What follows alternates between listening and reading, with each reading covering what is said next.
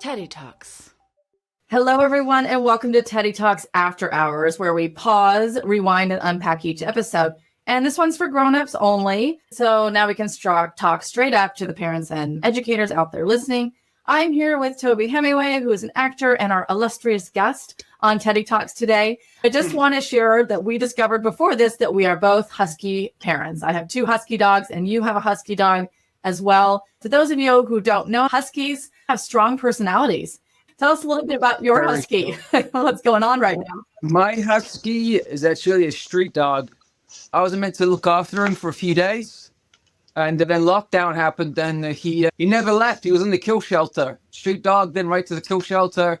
You know, he was having bad luck, and then he was real scary at first. You know, they would put cigarettes out and then, but dogs don't hold on to the past. He's the happiest dog around when he gets his way. We can learn a lot from dogs about mindfulness, right? They're just in that present moment. They're not judging it as good or bad. Very zen. Very zen. These are very zen animals. That is actually why I had to have them, because I couldn't be zen. If anyone knows panic attacks, anxiety attacks, when they get to a certain point, you know you're not going to die. You think that for some reason this is it. And to be honest with you, Jax, when I've had those, I used to take Valium because I couldn't cope. I had to fix it straight away. I couldn't deal with going through it and just sitting it out, because it always goes away.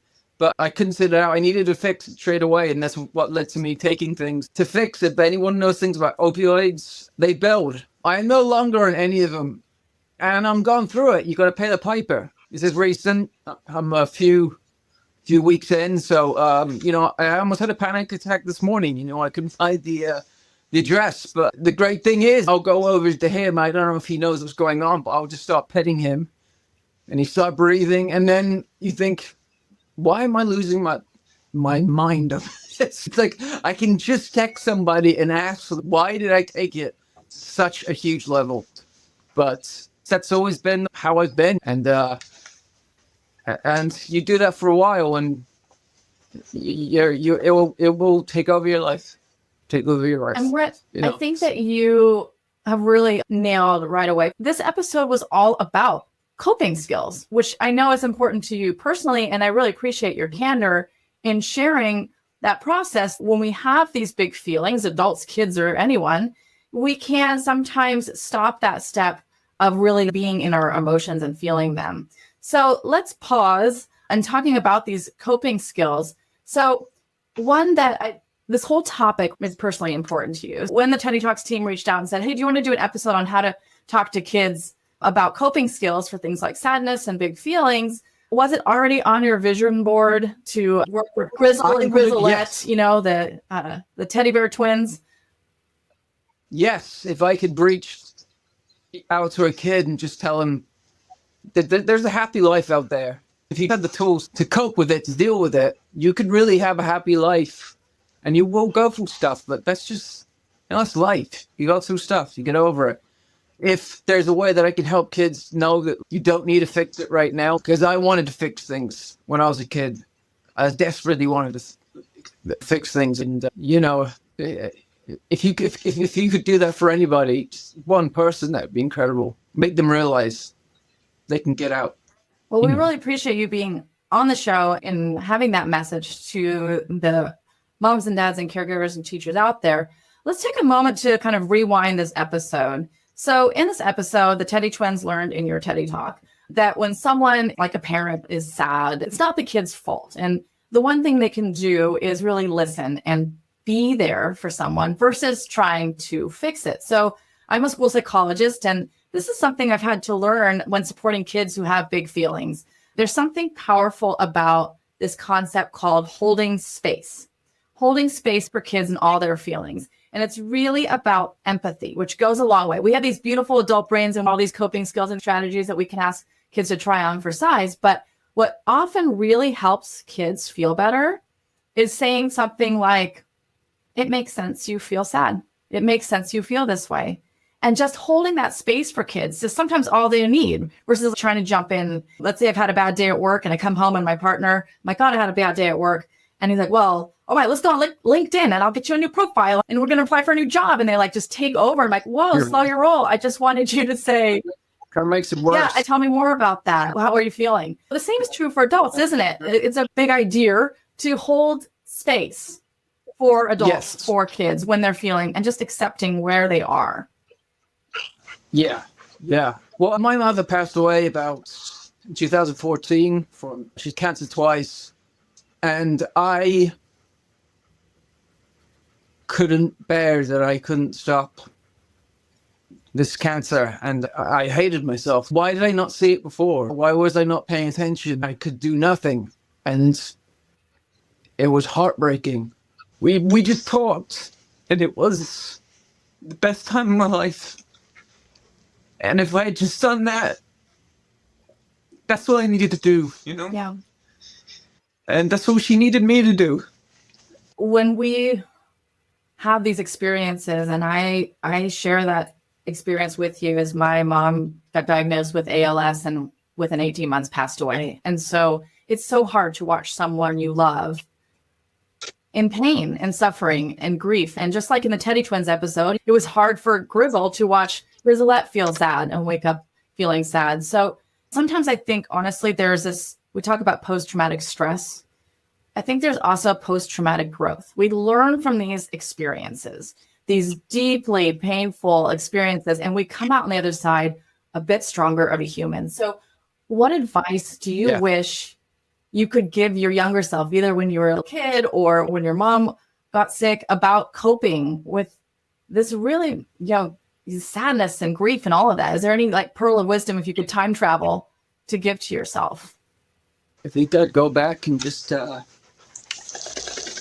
have more memories of just being a kid, just go out having fun and leaving things that you can't do anything about alone. I think it's one of the reasons why Teddy Talks is so powerful, is that we're giving kids lessons we didn't necessarily learn.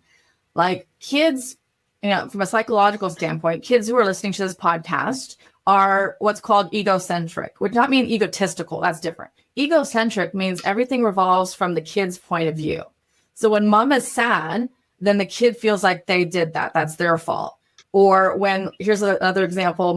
When my daughter was 5, it was my husband's birthday and we went to the toy store. She's like, well, I think he's going to really like this Pokemon ball. Of course he didn't like a Pokemon ball. Maybe he did, but she liked the Pokemon ball. So young kids think everything is really from their worldview. One of the things in this episode that I really hope big ear listeners out there, we talk about big ideas for little ears, is that kids will, if you don't sort of say something out loud and say, Mama's feeling upset right now because, Grandma's sick, the kid's going to automatically almost think it's about them. So when we're unpacking this episode, that's what I really would love adult listeners to know. Is there anything that you wish the adult listeners out there, the big ears? I was lucky because my mom encouraged me to do something expressive. I was in trouble. She felt like it wasn't to do with academic stuff. I had something else to give. People got amused about certain things I did. She got amused with certain things she did. And she was like, go do this. Will you please go do this? And I was like, all right, I will do it. It's just hard for kids that are not academically, not scoring A's, because there's so many of them that are intelligent and they are smart and they are good at something. They just don't know what it is, but they get written off. And that's what I find sad, and that's what I would love to be able to stop, because I do believe there is something for everyone. I was lucky enough to have a mother that did what she did when I was in 8th grade. I love that story, Toby, for so many reasons. But the first is because as a school psychologist, one of the things I know about kids, and I tell this to parents all the time, is they just want to be seen. They want to be heard, and they want to be loved, right? They want to be seen, they want to be heard, they want to be loved for who they are, right? And so your mom saw you as a budding young actor and loved you for who you were. Look at your kid and, academically, school and stuff, maybe it isn't their path. And you step back a bit, you might actually see a little picture unfolding and be like, oh, I didn't know that they did that. Yeah, that's pretty cool, actually. But yes, I do agree. We try to fix things too early, and think we skip over a lot of things that kids might be good at. And that's what we're all about at Teddy Talks, to help parents have the language to use to empathize with their kids instead of, oh, that's a really big question, I don't know what to say, so I'll say nothing, is to have the language to engage with their child. And what we're really promoting here is resilience, because like you said, life happens, things happen, trauma happens. But at the end of the day, resilience also happens. And resilience happens when you have a caring, connected adult. And resilience happens when you find your thing. And I'm so glad you found your thing in acting. I'm so glad you came on Teddy Talks. I hope you had a good experience with Teddy Talks, and that it was not your role to come and play yourself, a little method acting. I want to end with a very big bonus question. So for our newer listeners out there, a fun fact about the Teddy twins is that Grizzlette was actually my childhood bear. Grizzle was my sister's bear. We're 14 months apart.